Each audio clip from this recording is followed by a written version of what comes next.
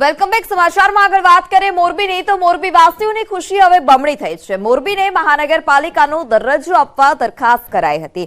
મોરબીના લોકો પણ હાલ અત્યારે ખુશખુશાલ જોવા મળી રહ્યા છે।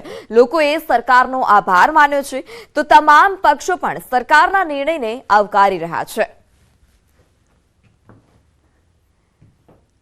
કે ગુજરાતમાં મોરબીને જે કોર્પોરેશન આપી છે એનાથી ફાયદો એ થશે કે વર્ષો પહેલાં મોરબી પેરિસ કહેવાતું, ત્યારે વસ્તી અત્યારે છે એની 25% હતી, અત્યારે વસ્તી બહુ વધે, ઉદ્યોગ બહુ છે, એટલે એક તો સારા અધિકારી આવશે, કમિશનર, પછી એન્જિનિયરો આવશે, સ્ટાફ આવશે, સારી રીતે ડેવલપમેન્ટ, નવી ગ્રાન્ટો આવશે અને સોલિડ કામ થશે, વિકાસના કામ।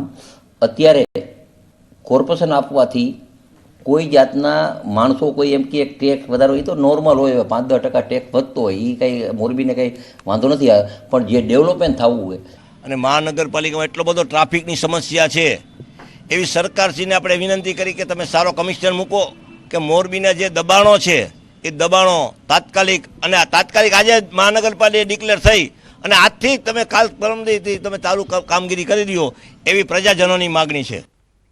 તો સમાચારોમાં અત્યારે બસ આટલું જ। વધુ સમાચાર માટે જોડાયેલા રહો ન્યૂઝ 18 ગુજરાતી સાથે।